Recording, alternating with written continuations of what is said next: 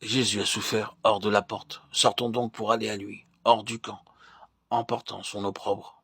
Hébreux 13, 12, 13. Dieu me garde de me glorifier, si ce n'est en la croix de notre Seigneur Jésus-Christ, par laquelle le monde est crucifié à mon égard, et moi à l'égard du monde. Galates 6, 14. Maintenant que l'apôtre Paul a remporté une parfaite victoire sur le vieil homme, et qu'il vit pleinement de la vie de résurrection, a-t-il oublié la croix? Celle-ci a-t-elle disparu de sa vie? N'y occupe-t-elle plus la place centrale? Au contraire, elle y demeure et exerce toujours sur lui la même puissance de séparation. Rayonnante de la lumière d'en haut, baignée des feux de l'amour divin, elle occupe encore la première place et remplit tout l'horizon de l'apôtre.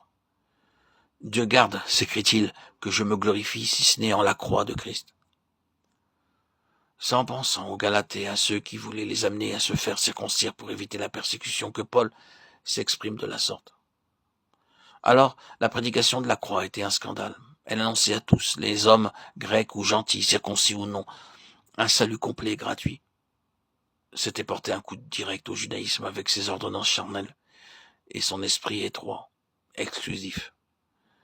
Désormais, enseignait l'apôtre, celui qui est esprit cherchait les adorateurs en esprit et en vérité qui fussent prêts à lui offrir des sacrifices de louange et d'adoration dans le temple intérieur du cœur. Jean 4, 23, 24.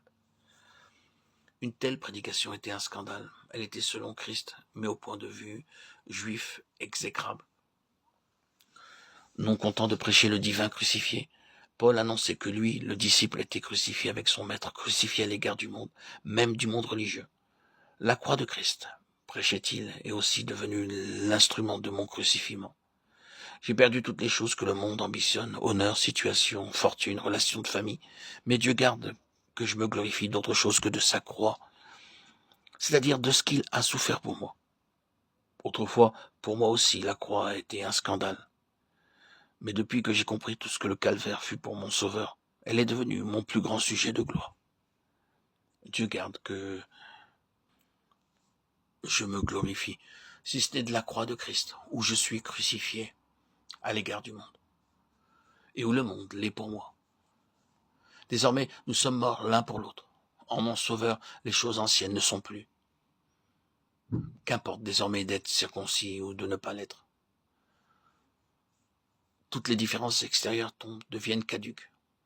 Ce qui compte, c'est l'être spirituel. C'est d'être une nouvelle créature en sa ressemblance.